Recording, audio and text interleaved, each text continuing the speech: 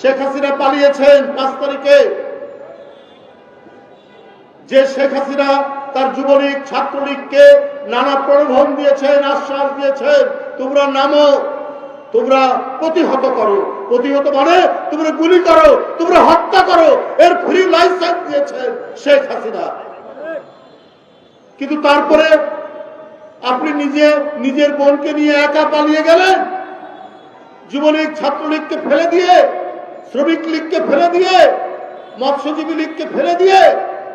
High আপনি নেত্রী, নিজের জীবন বাঁচাতে আপনি নিজে পালিয়ে চলে গেলেন, আর যাদেরকে দিয়ে আপনি হত্যা করালেন, জীবন কেড়ে নিলেন গণতান্ত্রিক কর্মীদের। সেই সমস্ত পুলিশ কর্মকর্তা 2-1 জন পালিয়েছে, সবগুলোকে রেখে দিয়ে আপনি পালিয়েছেন।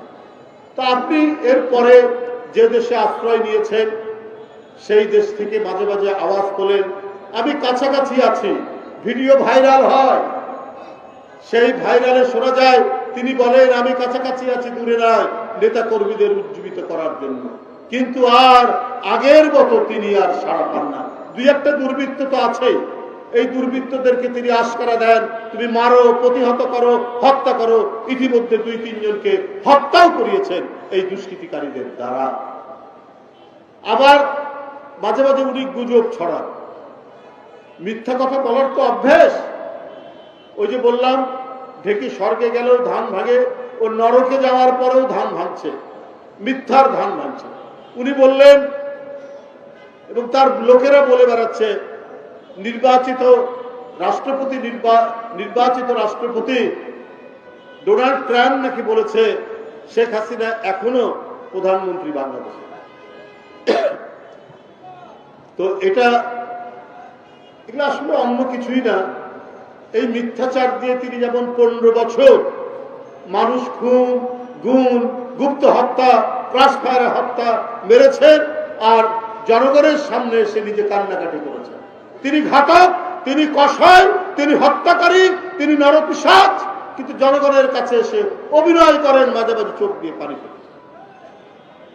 ডোনাল্ড ট্রাম্প এই কথা বলেছেন কিনা, এই জন্য একটা আন্তর্জাতিক গণমাধ্যম AFP এটার উপর গবেষণা করেছে না, এই কথা বলেন। মার্কিন যুক্তরাষ্ট্রের তো বাংলাদেশে আছে, এমবেসি আছে, তারাও তো কেউ বলেনি। কিন্তু এই ডাহা মিথ্যা কথাগুলো তিনি একের পর এক বলে যাচ্ছেন, একের পর এক মিথ্যা কথা বলে তিনি কাজ করতে যাচ্ছেন। কিন্তু উনি কোন মুখ নিয়ে এই দেশে আসবেন? এদেশের জনগণ তো একেবারে নির্জীব, নিষ্প্রাণ, পাথর নয়। আপনার অপকর্ম, আপনার অপকীর্তি, আপনার ঘাতকের যে নিষ্ঠুর চেহারা 15 বছর ধরে বাংলাদেশের জনগণ দেখেছে। আপনি কত নির্মম হতে পারেন? আপনি নিজের ক্ষমতা, নিজের গদিকে নিশ্চিত করার জন্য আপনি অকাতরে আপনার পছন্দসই পুলিশ অফিসারদেরকে দিয়ে আপনি বলতে পারেন যে তোমরা হত্যা করো, তোমরা মারো, তাতে কোনো যায় আসবে না। আর তার পুলিশ কর্মকর্তারা বলেছেন পুলিশ সদস্যদেরকে যে তোমাদের কাছে বন্দুক দেওয়া হয়েছে, তোমাদের কাছে গুলি দেওয়া হয়েছে, এটা পকেটে রাখার জন্য নয়। তাই মিছিলের আওয়াজ শুনলে, জনসভার আওয়াজ শুনলে নির্দ্বিধায় গুলি চালিয়েছে বেনজিরের পুলিশ বাহিনী, আপনার মনিরের পুলিশ বাহিনী, হারুনের পুলিশ বাহিনী। এইটা ছিল শেখ হাসিনার দুঃশাসন। ওই দুঃশাসন, ওই কলঙ্কিত অধ্যায়, ওই ভয়ঙ্কর ভয়াল যুগ কি আবার বাংলাদেশে আসবে? নিশ্চয়ই সেটা আর প্রত্যাবর্তন বাংলাদেশে ঘটবে না।